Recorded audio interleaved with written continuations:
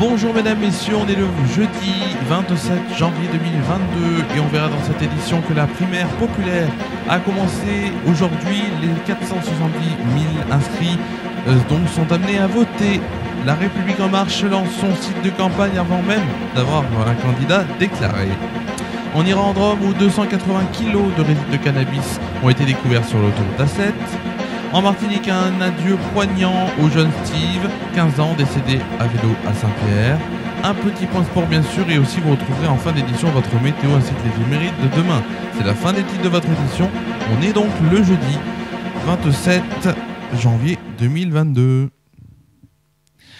On va commencer cette édition par un scrutin pour unir la gauche, le vote donc de la primaire populaire, une consultation citoyenne à laquelle près de 467 000 personnes se sont inscrites démarre ce jeudi et a démarré donc à 10h du matin pour désigner le candidat qu'elles soutiendront à la présidentielle. 7 personnalités de gauche sont en lice, dont plusieurs qui refusent d'avance de reconnaître le résultat de cette consultation. L'ex-ministre de la Justice, Christiane Taubira, qui tient sa première réunion publique ce jeudi, semble favorite donc de ce scrutin auquel elle a promis de se plier, à l'inverse de ses 3 principaux concurrents qui sont l'insoumis Jean-Luc Mélenchon, l'écologiste Yannick Jadot et la socialiste Anne Hidalgo, qui ont réclamé en vain que leur nom soit retiré.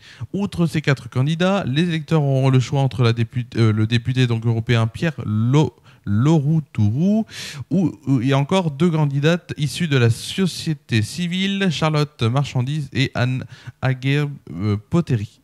Le vote de la primaire populaire qui se déroulera donc et qui se déroule en ligne sera clos dimanche à 17h et le résultat rendu public vers 18h30. Seuls les 466 895 personnes inscrites à la primaire en amont peuvent voter.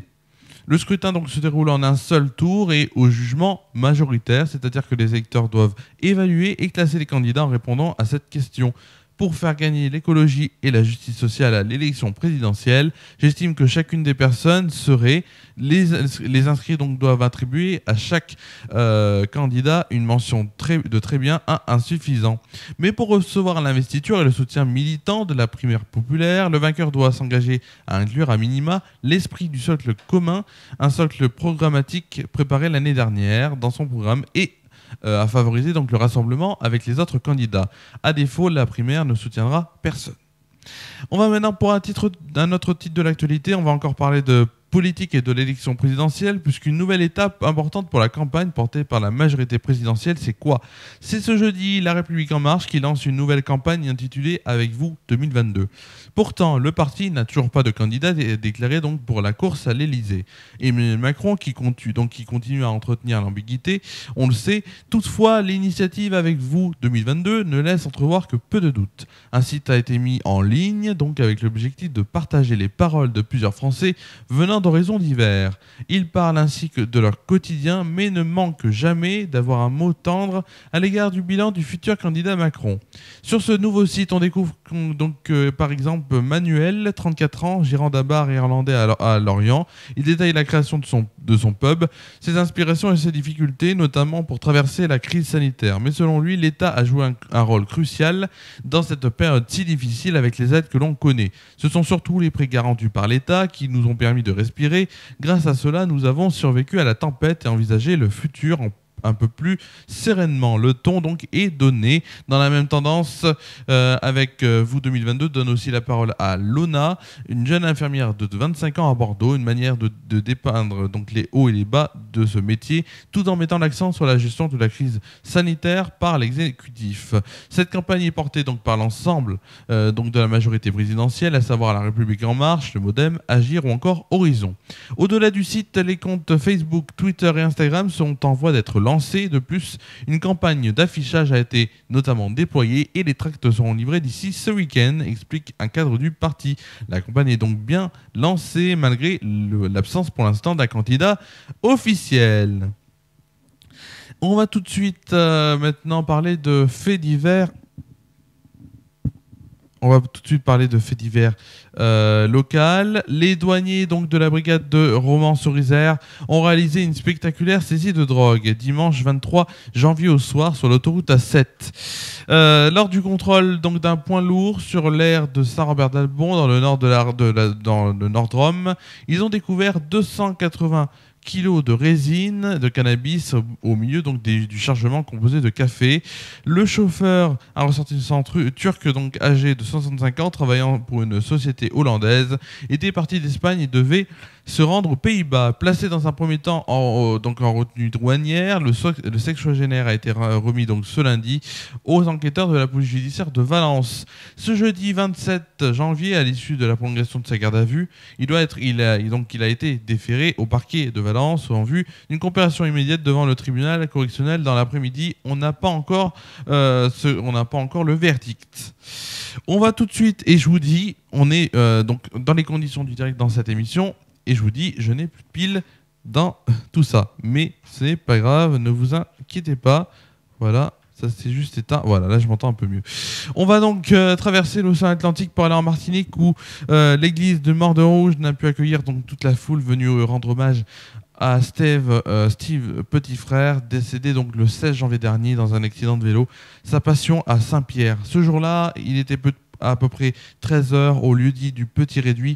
Le jeune garçon donc a fait une chute mortelle alors qu'il conduisait un vélo donc sur la route nationale menant de Morne-Rouge à la cité Pierrottine. Dépêchés sur place, ces secours pompiers et SAMU n'ont rien pu faire et n'ont pu que constater son décès à leur arrivée. La cérémonie religieuse pour l'accompagner a été présidée par Monseigneur David Macaire.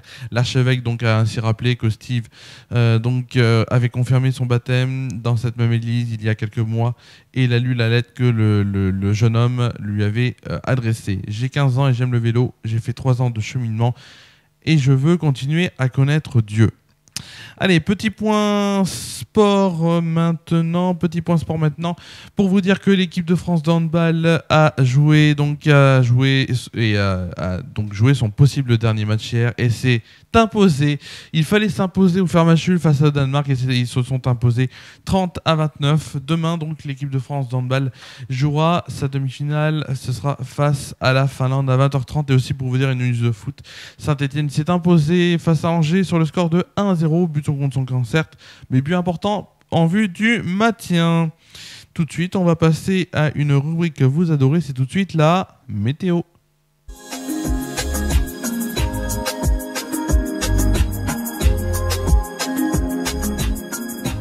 Alors on va déjà commencer par la météo si vous le voulez bien. La météo donc de demain matin et de demain surtout sur nos programmes. Un ciel très nuageux sera présent pour une température de 3 degrés de moyenne. Demain après-midi, c'est des éclaircies qui seront en notre compagnie pour une température de 6 degrés de moyenne et 7 degrés au meilleur de la journée. En soirée, c'est des éclaircies qui concluront cette belle journée. Il fera 3 degrés de moyenne. Tout de suite, on va passer, si vous le...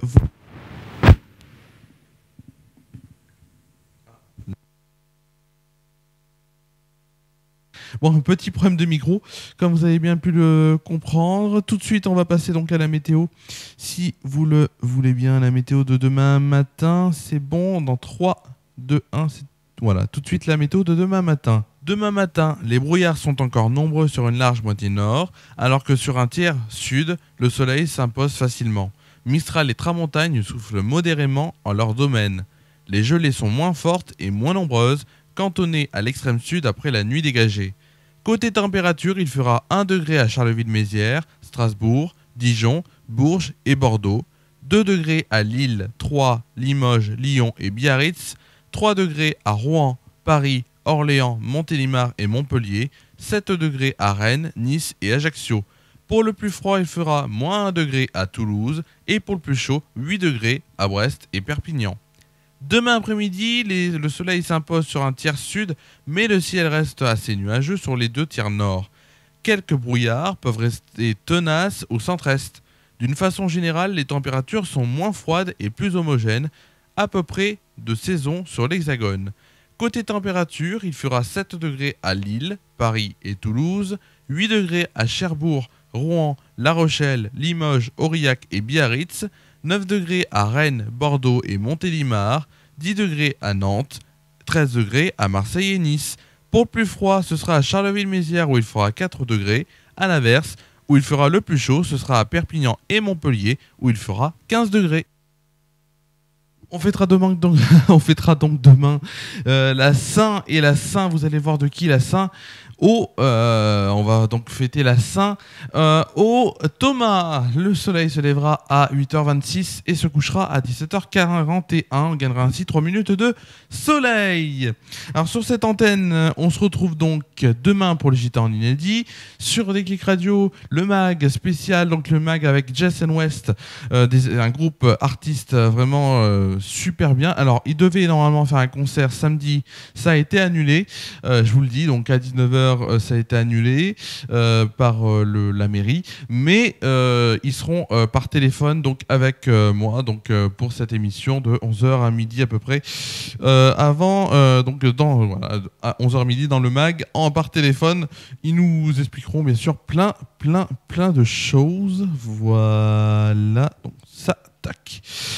Bien sûr aussi samedi, une émission de Samedi Détente vous sera proposée à 19h. Dimanche, chez FR News, le live spécial Monaco-Lens. Je vous rappelle, en direct à 20h55.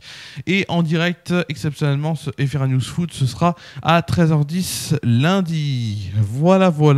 C'est tout ce que j'avais à vous dire. Et c'est pour ça que c'est la fin de cette édition. On se retrouve demain sur FR News donc pour le JT et aussi donc sur Déclic Radio 11h midi pour le mag en direct. Je vous souhaite de passer une très bonne soirée, une bonne nuit, prenez soin de vous et de vos proches et à demain sur FR News et sur Déclic Radio, FR News le soir et Déclic Radio matin 11h.